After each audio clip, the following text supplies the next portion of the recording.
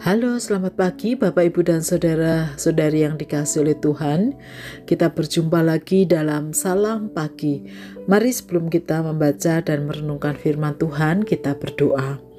Tuhan Allah yang mengasihi kami, terima kasih untuk hari yang baru. Dan pada saat ini kami akan membaca dan merenungkan firman-Mu. Kiranya Tuhan menolong kami. Di dalam nama Tuhan Yesus kami berdoa. Amin. Bapak, Ibu, dan Saudara, kita akan bersama-sama membaca dari kitab Titus pasal yang ketiga. Demikian, ingatkanlah mereka supaya mereka tunduk pada pemerintah dan penguasa, taat dan siap untuk melakukan setiap pekerjaan yang baik. Janganlah mereka memfitnah, hendaklah mereka cinta damai, selalu ramah dan bersikap lemah lembut terhadap semua orang. Karena dahulu kita juga hidup dalam kebodohan, tidak taat, sesat, menjadi hamba berbagai-bagai nafsu dan keinginan, hidup dalam kejahatan dan kedengkian, keji, saling membenci. Tetapi ketika nyata kemurahan Allah, Juru Selamat kita, dan kasih-Nya kepada manusia, pada waktu itu Dia telah menyelamatkan kita, bukan karena perbuatan benar yang telah kita lakukan, tetapi karena rahmat-Nya melalui permandian kelahiran kembali dan melalui pembaharuan yang dikerjakan oleh Roh Kudus yang sudah dilimpahkannya kepada kita melalui Yesus Kristus, Juru Selamat kita, supaya kita sebagai orang yang dibenarkan oleh anugerah-Nya menjadi ahli waris kehidupan kekal sesuai dengan pengharapan kita.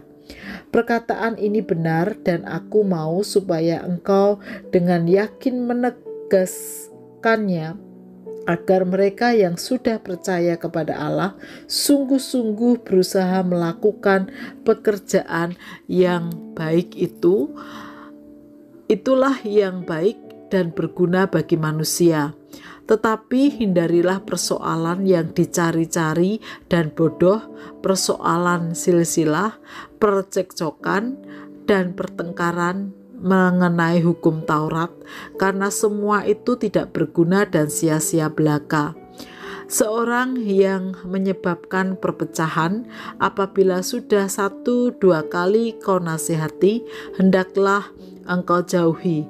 Engkau tahu bahwa orang yang semacam itu benar-benar sesat dan dengan dosanya menghukum dirinya sendiri.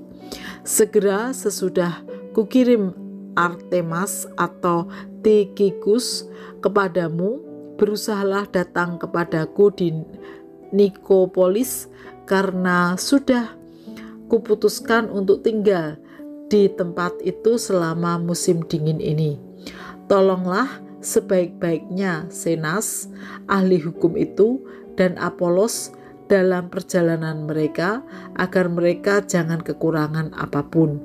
Dan biarlah orang-orang kita juga belajar melakukan pekerjaan yang baik untuk dapat memenuhi keperluan hidup yang pokok, supaya hidup mereka jangan sampai tidak berbuah.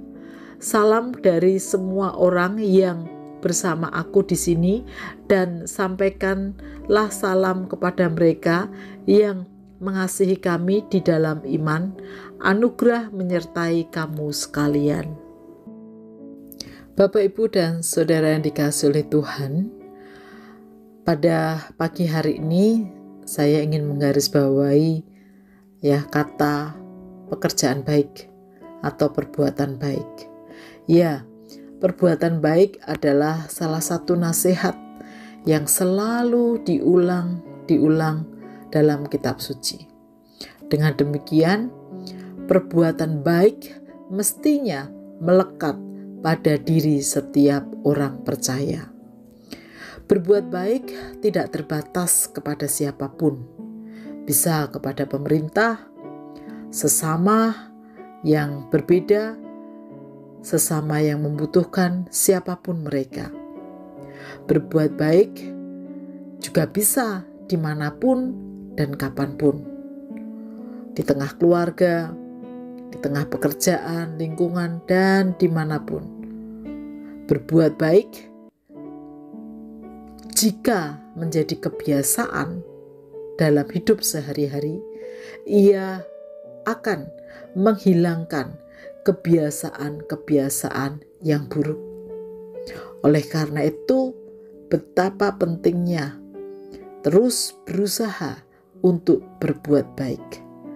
Mari kita memohon pertolongan Tuhan agar kita dimampukan untuk terus berbuat baik dalam hidup kita. Mari kita berdoa. Tuhan Yesus, terima kasih Engkau sudah mengajarkan kepada kami dan juga memberikan contoh bagaimana kami harus berbuat baik. Karena itu, bantu kami agar kami dapat mempraktikkan hidup sehari-hari kami. Di dalam nama Tuhan Yesus, kami berdoa dan mengucap syukur. Amin.